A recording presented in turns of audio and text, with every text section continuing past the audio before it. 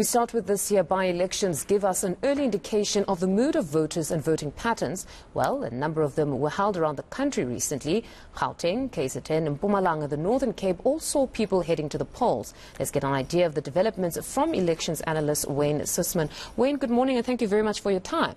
Thank you. It's great to be back at eNCA. No, it's honestly been a very, very busy time insofar as by-elections are concerned. I mean, quite interestingly enough, we're seeing a trend now of political heavyweights coming out to canvass. I don't know if there's a lot at stake, as we said, that it sets the tone for what is to come for those political parties. But I know with Ward 53 in Protea Glen in particular, we saw the likes of Herman Mashaba. We also saw Marshal Dlamini of the EFF. And insofar as the outcome is concerned there, the ANC won, but Action SA made some great inroads. Talk to me about that. Correct. It was a fascinating by-election. It's Ward 53, as you said, by Protea Glen, Lufereng, also Slovoville on the western edge of the city. And the ANC won here with 59% in 2021. They came very close to averting disaster yesterday, getting only 32%. They averted disaster yesterday by getting 32% of the vote. And EFF came second with 24% and Action SA 22%. We're seeing both the EFF and Action SA eating into the ANC support in this traditional stronghold, and at the same time an independent candidate also giving the ANC some headaches. So the ANC has almost halved its support in Soweto, and we know how important Soweto is for South African politics and for Gauteng politics as well. No, it was some interesting developments. And then in Bekkersdal, we know that the EFF won. Talk to me about those. This is a fascinating result, not too far from where this by-election took place. 3 informal settlements forming this ward by Bekkersdal, and the EFF shocking the ANC. This is the first ever by-election award they've won off the ANC in Gauteng. It's the first ward they've won in Rand West City on the West Rand. And this means that there's a scenario that the ANC might actually lose power in Rand West City. It will now need to find a smaller party to prop up its coalition. And what this means is also that the EFF has now won 3 consecutive by-elections off the ANC.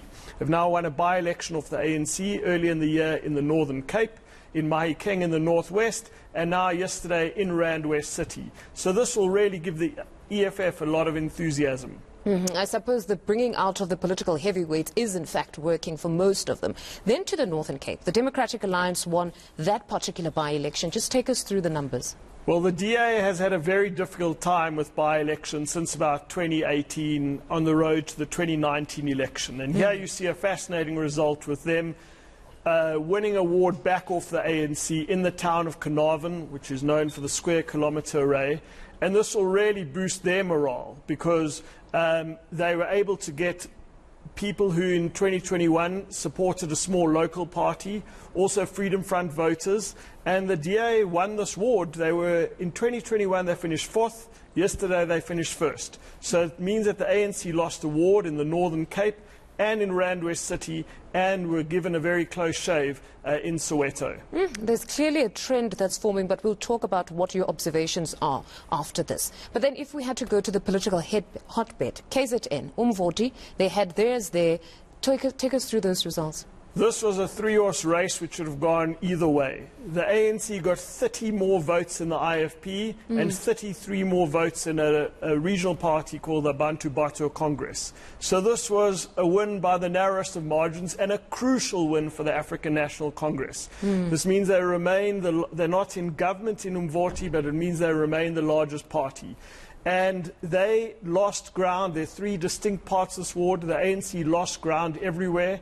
But the IFP and ABC essentially cancelled each other out. And this will, I've used the word morale boosting a lot during this interview. This was a morale boosting hold for the ANC, despite the setbacks and despite the losses in this particular by-election.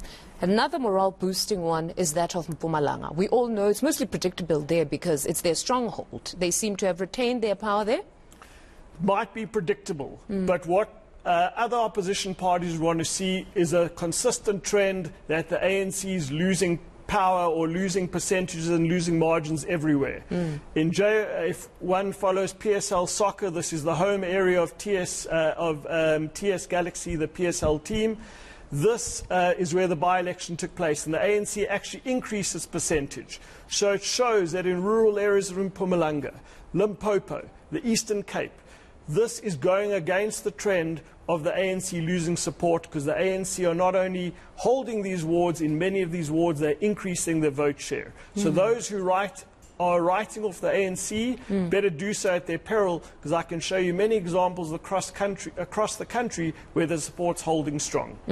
But then if we had to now go back to Gauteng and KZN, do you see them losing ground there, or what do you make of these results? So while the ANC in Mpumalanga can be very satisfied today, if I'm the ANC in Gauteng, I'm deeply worried. We saw that trend develop in the 2021 elections, and by-elections since then suggest that the ANC has their work cut out in trying to retain power in Gauteng in 2024. And we see that places like KwaZulu-Natal are also going to be up for grabs. This means that, yes, these are by-elections affecting local government, and they're often about service delivery, but we're looking at these results for trends on the road to 2024, and the ANC has a lot of work to do in Gauteng. You mentioned KwaZulu-Natal, even now the Northern Cape with this latest by-election loss. And then if we had to look at perhaps other factors, because in most cases ANC wants to give context, if we had to look at voter turnout, how was it? Great question. We were all South Africans who care about democracy, who care about voter participation, who are very concerned by the low turnout in the 2021 local government elections. In Carnarvon in the Northern Cape, 73% of registered voters turned out compared to 50% in 2021. In Umvoti, in KwaZulu-Natal, we saw an uptick in registration. In Beckersdale, it was still low, but it was higher. So in many of the areas, it was higher, and it shows that voters are seeing merit in participating in by-elections, and I think that's a good sign, and may that trend continue. So these results are a true reflection of democracy, because a great number of people actually turned up. Correct, and people realize that there is great consequence to their votes, that they can effect change. Like Randwest City is waking up this morning with the possibility that the ANC might lose power if they don't get someone who's not currently in the coalition to sit in government to them, because they've lost their majority because of the seat loss yesterday. Some interesting developments. Wayne, thank you very much always for your insights. That's Wayne Sussman there, the elections analyst, speaking to us. To this now,